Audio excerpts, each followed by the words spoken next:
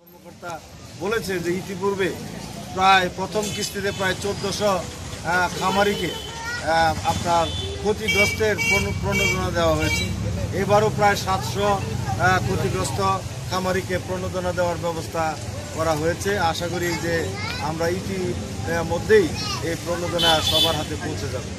আপনারা জানেন যে এই প্রাণী সম্পদ মেলা যারা স্বাধীনতার পরে যারা সরকারে ছিল তারা কিন্তু এই ব্যবস্থা করতে পারে নাই, খামারিদেরকে উদ্বুদ্ধ করতে পারে নাই। কিন্তু আজকের সরকার বঙ্গবন্ধু কন্যা শেখ হাসিনা আজকে যে ব্যবস্থা করেছে, এই ব্যবস্থার কারণে এই প্রাণী সম্পদের মেলার কারণে অনেক মানুষ উদ্বুদ্ধ হবে।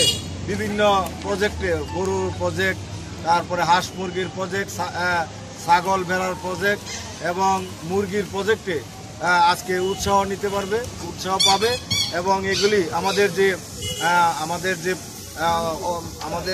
ঘাটতি ইনশাল্লাহ পূরণ হবে।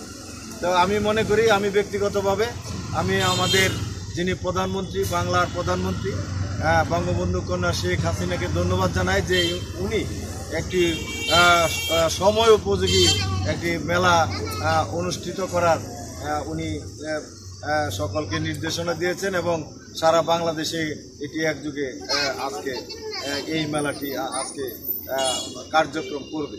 সবাইকে ধন্যবাদ। আল্লাহ হাফেজ। জয় বাংলা, জয়